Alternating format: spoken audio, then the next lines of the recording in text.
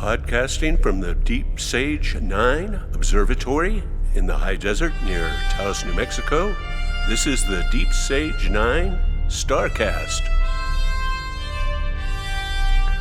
Welcome back to the Starcast for the week of May 3rd, 2026. I'm your host, Jay Schaefer, and with me is my intrepid co-host, Mike Lewinsky. Howdy, Mike.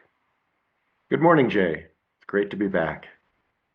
Yeah, so we took a 2-week hiatus there, and kind of the reasons for that is that you were traveling and I was participating in our International Dark Sky Week exhibition here in Taos, and so and that really went well over that weekend. We had a photography exhibition, and I premiered my new time-lapse film called Into the Night, and we had about probably 160 people over 2 days visit the exhibition, and chatted with a lot of people about dark skies, and so that was really great. And then the astronomy club here, the Alval astronomers, in conjunction with the BLM, had a star party up at the Wild Rivers Recreation Area north of Taos, and that party they had about they said 60 people visitors visit the star party, and it got some good press in the Taos News. And then also there was that was followed up by last week's Lyrid meteor shower, or Lyrid, however you would prefer to pronounce it. And we had pretty much cloudy skies, but I did get one good fireball right on the edge of a cloud, and it kind of lit up the whole sky, and I thought that was a pretty cool image on my time lapse. And so, Mike, you were out in Utah, so tell us a little bit about your trip. Yeah, Jay, right before leaving town, we did host with the Crestone Dark Sky Group a showing of the film Defending the Dark at the POA Hall. And that we had a nice turnout for that. It was a good evening. We did a star party right afterwards. A little bit smaller than your event down there, but we're just a smaller community. So I was happy. We, had when we planned our events at the beginning of the year, we didn't plan something for Dark Sky Week, and then as it started approaching, we realized we really needed to. And so I do recommend Defending the Dark if you can catch that on PBS. It's a documentary about the dark sky movement up in Maine. So I hung out long enough to go to that event, and then I spent my Saturday packing up. And Sunday morning we left for the deserts of Utah. And this time of year, the Canyonlands, Arches areas are really mobbed. This is uh, ideal weather. If you can avoid the wind and spring storms, you've got really nice daytimes with not too cold nights. Another month from now, it's going to be just unbearably hot out there. So I've learned avoid Arches, avoid Canyonlands, avoid Moab at all costs. A beautiful place, but this time of year, it's just going to be really packed. So we went out to the San Rafael Swell, which is out there west of Green River. And it's just the same beautiful environment of arches and slot canyons and fins and spires and hoodoos at Goblin Valley. We spent a couple nights camped at the trailhead of Chute Canyon, which is pretty deep into the swell there. And because of that location, and it was, I was hoping to find something with wider vistas, but we had problems with the train blocking our path to the usual campsite over at Colonnade Arch. So at Chute Canyon, I had a giant cliff to the east of me. I did not get a chance to see Comet Pan stars while I was out there. Really, I was surrounded by cliffs in this canyon.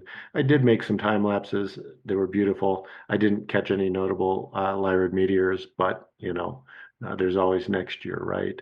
And it was clear skies, beautiful viewing, really just spectacular conditions. Had a great hike, lots of wildflowers. Highly recommend the area in general. So That's uh that's my trip report, Jay. Okay. Um, so yeah, we've been a little bit cloudy out here, but well, what's our space weather been looking like? Have we yeah, what do we got coming up from the sun? Well, Jay, there are 8 sunspots facing the Earth right now, but they all have relatively stable magnetic fields. NOAA gives us a 45% chance of M-class flares and just a 5% chance of X-class flares. The largest corona hole facing the Earth is so far north on the sun that the solar wind is probably going to go right over us and we're going to miss us. But here at the mid latitudes, we do have a 30% chance of active geomagnetic conditions today. That drops to 15% tomorrow. If you're far enough north, you've got a 40% chance of severe storms today, and that drops to 20% tomorrow. So, Jay, what are we looking at in the night sky this week? Thanks, Mike. We've got a busy week overhead. The moon is going to be a bit of a spotlight hog, though. So we are just currently past the full moon, which was on Friday, and waning toward third quarter moon, which hits officially on May 9th at 21:10 UTC, and that's about 3:10 p.m. right here in Mountain Daylight Time. And then on the planetary front, most of our neighbors are currently hiding in the sun's glare, but Venus and Jupiter are putting on a fantastic pre-show in the west just after dusk. The two brightest planets in our sky, they are currently engaged in a slow motion dance leading up to a spectacular conjunction on June 8th and 9th. At their closest, they'll be only separated by about the width of your pinky finger at arm's length. So if you start watching now, you'll see Venus, which is further west, climbing higher each evening, and while Jupiter, which is further east, is now going sinking slowly toward the horizon. And so soon they will meet. Uh, we also have the Eta Aquarid meteor shower peaking in the early morning hours of May 5th, so that's Tuesday. Um, and the radiant rises after midnight in the constellation Aquarius to the south and climbs until dawn. And now, while the summer southern hemisphere gets a better show because the radiance sits higher for them, it's worth a look for us too. And the Eta Aquarids are the actual remnants of the Halley's Comet, or Halley's Comet. And so just keep in mind that we'll be competing with the bright waning gibbous moon that might just wash out some of the fainter streaks. It's almost like the moon and Aquarius are together on that night, so it's going to be kind of a washout. Um, and if you're in the southern hemisphere, and we're kind of getting robbed here in the northern hemisphere. If you're in the summer hemisphere and you got a pair of binoculars handy, point them toward Comet C2025 R3 Pan stars, and it's kind of the star of comets this over this couple of months here. It's currently sitting at a magnitude 8.37, which makes it relatively easy catch for small optics under dark skies. Um, so here at the Deep Sage 9 Observatory, uh, it's been a bit of a battle with the clouds lately, but that said, I've got my new all sky camera up and running, and I've what I call my news array, which stands for north, east, west, and south, is fully operational, where I've got four color night security cameras. These are actually a model called Tapo C325WS, and they're very sensitive security cameras, and I've got them aimed in the four directions of the sky, and so I can actually capture real-time meteors or fireballs should they appear. And but Currently, I'm flying a bit blind on the meteor front, though. I have a dedicated meteor camera, and that camera feeds the New Mexico Meteor Array and the Global Meteor Network, and that camera is down, non-functional. I think it died due to moisture intrusion. And so I'm waiting for a replacement from AliExpress to arrive here in a couple weeks and get that stream back up online. And so we'll actually go diving deeper into how camera rays work in our main topic later in the show. But for now, Mike, what's the latest in space news? Jay, to kick off our news stories this week, it looks like the moon is about to have a very literal encounter with a piece of SpaceX history. Back on January 15th, 2025, a Falcon 9 launched two separate lunar missions, Blue Ghost and Hakuto R. Once the upper stage finished its job, it became just another piece of space junk drifting through the void. But according to Bill Gray, who is a prolific tracker of near-Earth objects, that rocket stage is now on a definitive collision course. Gray estimates that the impact will happen at 1:44 a.m. Central Time on August 5th, 2026. It's a striking reminder of the literal footprint we're leaving in the lunar neighborhood. And the reports I'm seeing say that we may not be able to actually see that from Earth, but I'm going to point my telescope at it anyway. Moving from the moon to Mars, the Curiosity rover has just sent back some compelling evidence that Gale Crater was once a much wetter place than it is today. Researchers at Los Alamos National Laboratory announced on April 21st that Curiosity discovered the highest concentrations of iron, manganese, and zinc ever found together on the red planet. This specific cocktail of metals is very similar to what we see in lake bed deposits here on Earth. What's even more interesting is that these minerals were found tucked inside ripples in the rock, textures likely created by a shallow ancient lake. Now, while this isn't proof of life, it is a massive clue. On Earth, these kinds of mineral deposits are almost always home to microbial life. These findings were published in the Journal of Geophysical Research Planets edition a few weeks ago. And Gale Crater keeps getting weirder. Curiosity recently stumbled upon a field of what scientists are calling dragon scales. These are honeycomb-shaped polygons that crisscross the rock surfaces near Antofagasta, a relatively young impact crater on the slopes of Mount Sharp. Abigail Freeman from the Jet Propulsion Laboratory noted that while they've seen these patterns before, they've never seen them in this kind of abundance. The leading theory is that the fossilized remnants are from drying mud in a wet-dry cycle billions of years ago. It seems that the more we look, the more Mars reveals its watery past. And I want to just toss in two quick comments about this story, Jay.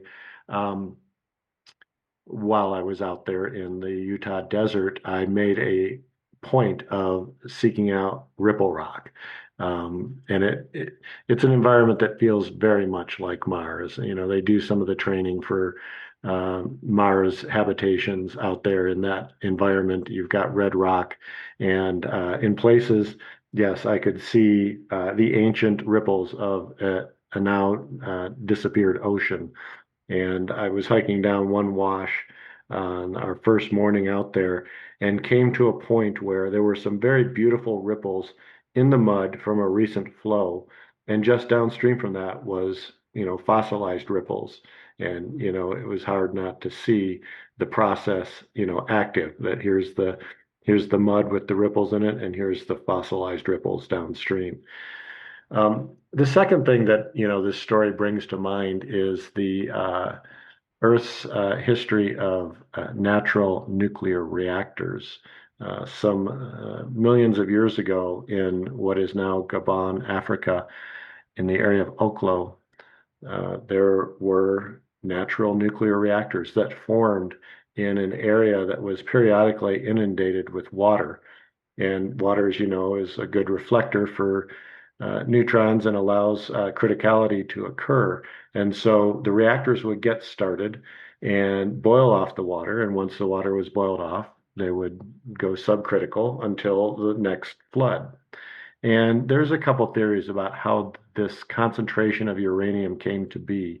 When it was discovered, there were people who were a little alarmed in the security um, apparatus who, believed that this was evidence that somebody in Africa was refining uranium because they were mining this very refined uranium that you don't normally find in nature. And it took some investigation to turn up the likely culprit being bacteria that had concentrated uranium to such a degree that they had caused criticality. And that's mentioned in James Lovelock's book, Ages of Gaia, by the way. So, yeah, natural nuclear reactors burned on the surface of the Earth for millions of years. At any rate, that was just my, speculation. Could there have been reactors on Mars? Well, if there was enough water and there was enough uranium for our hypothetical bacteria to concentrate, then yes. So back to you, Jay. Yeah, and it just points to that, when we look at the diversity of life on Earth, and especially from the microbial level, is it can certainly thrive in very, very harsh environments, and so that is definitely heartening toward the hope that we can find extraterrestrial life in the solar system, if not the galaxy or the universe. And so I was actually spending some time on Bill Gray's website. He's the astronomer who's been tracking that Falcon 9 stage heading for the moon. And he mentioned how much he relies on a global network of independent observers to feed him data for those orbital calculations. He characterizes himself as a mathematical astronomer, not an observing astronomer. And that got to me thinking about distributed astronomy and the power of arrays. And in its simplest form, distributed astronomy is just a crowdsourced way of looking at a specific target where many observers contribute data to a single investigation. But when we talk about arrays, we're looking at interconnected systems designed to act as kind of like one giant eye on the sky. And so, Mike, you were looking at a piece in Sky and Telescope about something called a distributed aperture telescope. You want to kick things off here? Yeah, Jay, there's a fascinating article out this month about how we're moving away from just building a single massive, expensive mirror. This new revolution combines multiple smaller telescopes into a single system. A great example is the Condor Array Telescope over at the Dark Sky, New Mexico Observatory. They're using a bunch of 18 centimeter refractors equipped with CMOS cameras. By stacking those exposures, they can see ultra-faint structures or track rapid changes in stars that a single big telescope might miss. And then you have projects like Mothra at the El-Sos Observatory, which uses over 1,100 telephoto lenses. These systems are cost-effective, scalable, and they're already discovering exoplanets and supernova. Yeah, yeah, I love that, and so yeah, this is kind of interesting because traditionally we talked about big mirrors. They liked big mirrors and they could not lie. And so is a traditional telescope would be where it would have a very large mirror, and of course that was expensive to create and fraught with all kinds of possible anomalies or where the mirror wouldn't be perfect, as in the case of like the Hubble Space Telescope. And so, kind of the difference going toward these matrix and array philosophy is using smaller mirrors that you can be created more precisely and cheaper as opposed to a single large mirror. And you can basically compare the Hubble Space Telescope with the James Webb Telescope, whereas the James Webb Telescope uses an array of mirrors to go to a sensor. And then also, we're talking about using multiple sensors instead of just one sensor. So in the traditional telescope, you had um, a single sensor that was gathering the data from that mirror and the single telescope. And so uh, you were relying on the limitations of that particular sensor. And so in the case of these array systems, you have multiple sensors, and so they're each gathering their data. And so uh, any of the shortcomings of a particular sensor may be rounded out or smoothed or data smoothed by all these other sensors.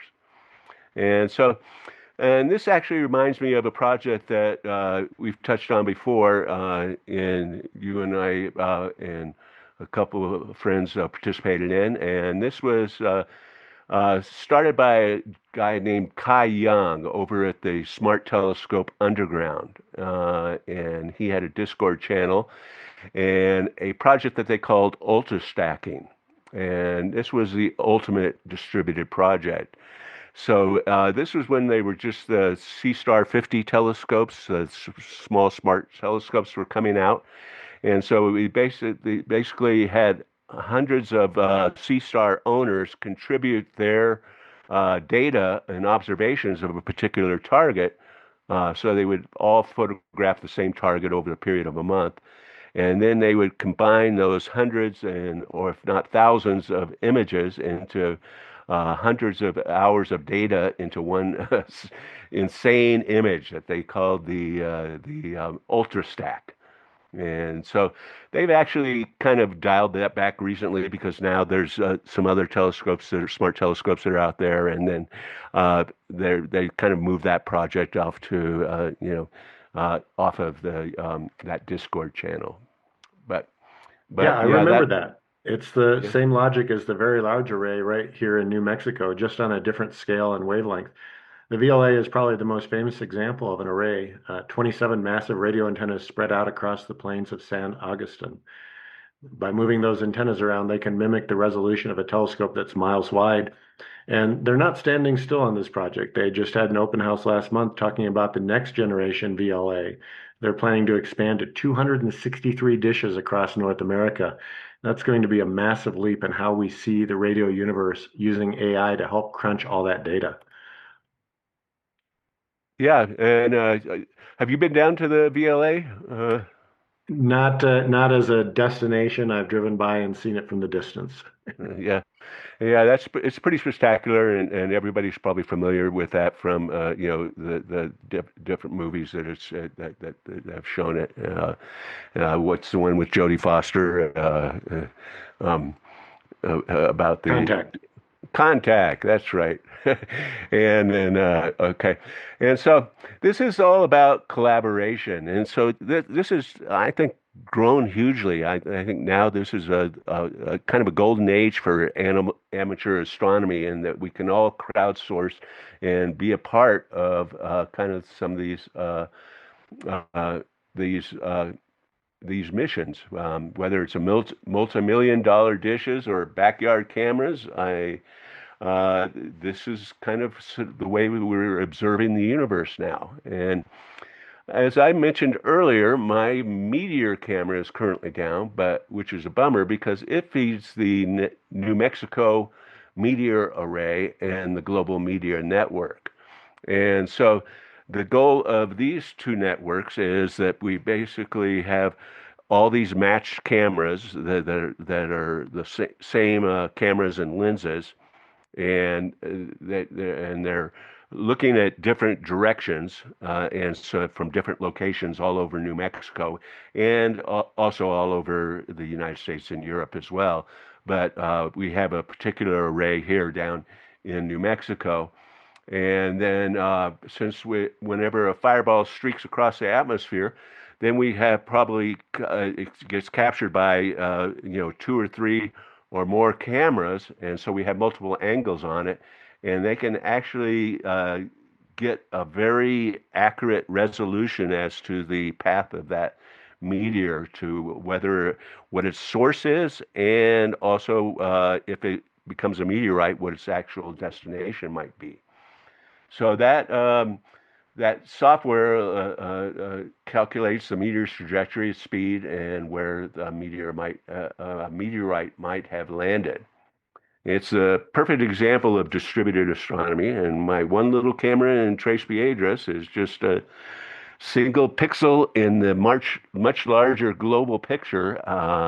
And although I keep getting nasty emails as why is my data so bad right now? Uh, I'll be glad to get that new camera and get back to contributing to the grid. Uh, and so you're about to put up an all-sky camera, is that right, Mike? Yeah, it's sitting here on my desk. I need to do some drilling and fit some, seals into this box. I was reluctant to put it out before I left for my travels because I wasn't sure I could weatherproof it adequately. So I need to get back to this. Hopefully today, I'm going to spend some time with the drill, getting it mounted all together and ready to stick out on my roof. Yeah, and we kind of almost form our own little array. Often at nights, we'll talk and I say, I'm pointing north. Are you pointing south so that we can catch Yeah, anything that's in between us? And yeah. that basically says, "Hooray for arrays!" Sounds So like the we title of this episode. Could be. We want to thank all of our listeners for tuning into this podcast. Be sure to comment, like, and subscribe, and let us know what you'd like to hear more about. And you can also check out our websites and our YouTube channels. Mike's website is wildernessvagabonds.com, and the Deep Sage 9 Observatory is at skylapser.com, and you can check out the live cameras there, or you can go to our YouTube channels and look at our time lapses. Um, the intro music is Fanfare for Space by Kevin MacLeod from the YouTube Audio Library. From the Deep Sage 9 Observatory, this is Jay Schaefer and Mike Lewinsky. wishing you all clear skies.